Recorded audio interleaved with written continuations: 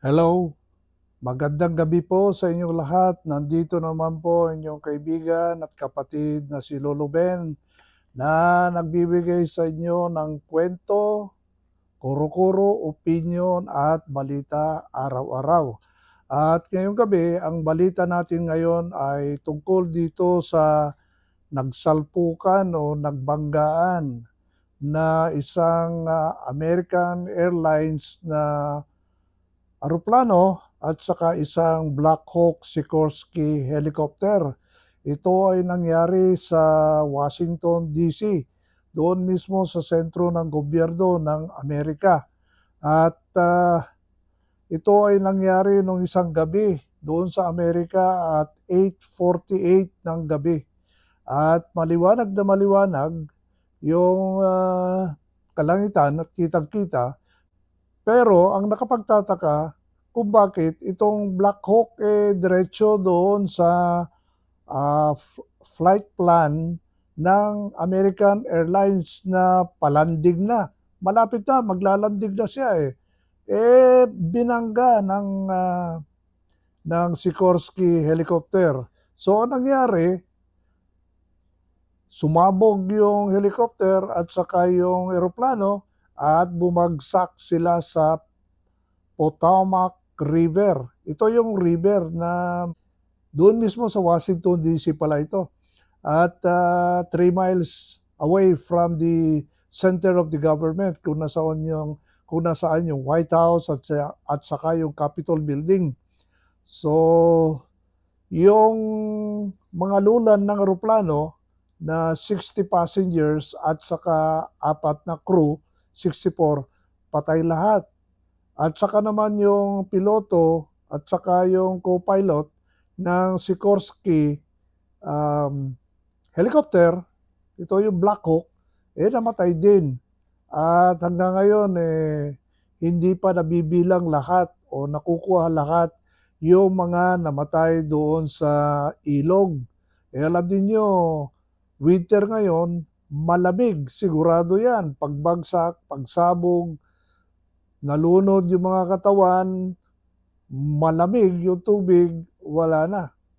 So, iniimbestiga ngayon yung nangyari at lumalabas na maraming haka-haka.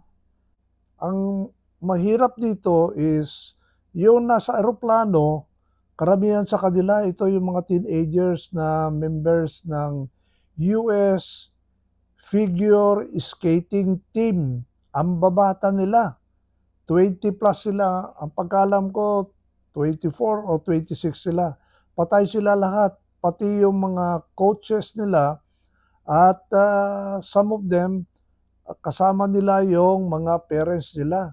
So, nakakalungkot po dahil ang babata pa ang mga ito at sila po ay nananalo sa mga World Championship at magagaling kasi merong katatapos lang na activity doon sa Wichita, Kansas.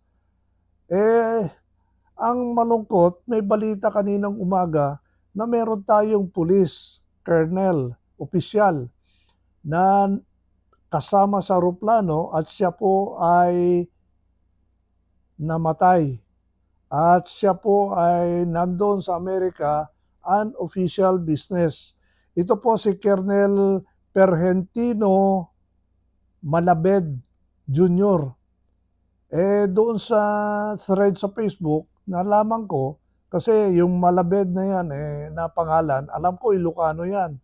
So tama ako, mga Malabed, taga La Union. At nabasa ko doon sa isa sa mga comments na taga Aringay, La Union siya. At anak po siya ng dating PC Colonel, official din, nung panahon ng Philippine Constabulary. At nakita ko rin sa data niya, 52 years old siya at batang-bata. Siya po ang head or chief ng PNP Supply Management Division. So ibig sabihin dito, nandun siya para meron siyang ginawang opisyal para maghanap or magkaroon ng pag-meet sa mga gumagawa ng supplies doon sa Wichita, Kansas. Alam niyo kung gaano kalayo yung Wichita, Kansas to Washington DC. Ano yan, 2 oras kalahati na biyahe ng eroplano yan. So kung biyabiyahin mo yan ng magdadrive ka, medyo matagal din yan, naabutin ka rin ng 14 to 16 hours na may kasama ng stop yan. Medyo malayo yan. So maintindihan ko yung ginawa ni Colonel Malabed Jr. na sumakay siya ng eroplano para mabilis. At saka siyempre unofficial business, kaya tama rin yung desisyon niya na magano dahil wala eh. Wala, hindi naman natin alam na gano'n ang mangyayari. So aksidente talaga po. So ako po ay nag-offer po ng condolence sa pamilya ni Colonel Malabed Jr. At ito po ay hindi naman inaasahan, kaya nagluluksa po ang buong Philippine National Police dahil ito pong opisyal na ito ay sa pagbabasa ko sa mga comments, siya po isang mabait na opisyal at naging Chief of Police pala siya sa Santa Rosa, Laguna. Kaya so mababasa mo yung mga comments ng mga nagko-comment doon na siya po ay talagang mabait at makikita mo naman sa itsura niya na isang mabait na kernel ng ating kapulisan. So ayun po, hindi natin alam talaga yung swerte natin o malas natin.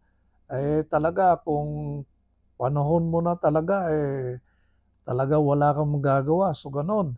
So anyway, iniimbestiga po ng FAA at saka yung mga Department of Transportation at saka yung US Armed Forces dahil itong mga napasabak o kasama sa Sikorsky ay members ng US Army Flying Battalion. So nagkakandak sila ng training kasi kung minsan night flying ang ginagawa mga yan. At ang balita pa naka night vision goggles yung mga piloto ng Sikorsky during that time. At hindi natin alam kung ano ang komunikasyon na nandun sa black box. Kasi yung Sikorsky may sariling black box din yan at doon nakarecord po yung conversation, yung nandun sa loob ng eroplano or loob ng cockpit ng helicopter at saka conversation doon sa control tower. Ganon din po yung black box ng American Airlines na jet. At ito po ay maximum of 60 passengers kasi maliliit lang itong mga jet. Parang itong mga ginagamit lang sa Cebu Pacific or AirAsia. Actually, mas malaki pa nga itong mga Cebu Pacific natin kaysa itong mga regional na airplanes na ginagamit. May kamurahan ng kaunti dahil ito po ay during night time. Pero ito po ay, siyempre, merong time difference kasi, time zone from Kansas to Washington DC. Meron palagay ko 1 oras na advance. Kaya ibig sabihin kung alis ka doon ng alas 4 ng hapon, darating ka doon sa pupuntahan mo ng alas 7 na ng gabi. 3 hours, lumalabas sa 3 hours. Pero yung travel time mo is only 2 hours and a half. Okay? Kasi magdadagdag ka ng isang oras pag nag-cross ka doon sa time zone na sinasabi. So, tayo po ay nakikidalamhati at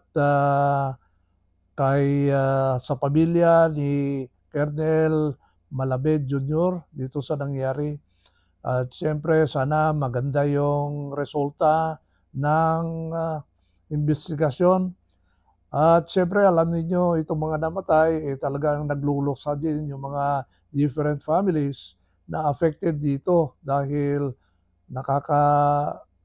Nakakalambot po at nakakalungkot itong nangyari dahil ang babata pa ang mga ito at mayroon pa silang future na hinaharap.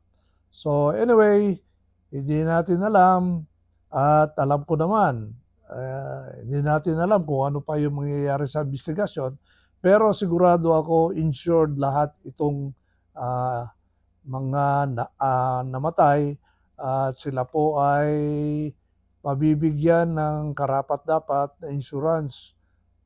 Pero siyempre, buhay ay buhay. Alam nyo, si Colonel Malabed, meron pang pag-asa maging general yan sa tingin ko.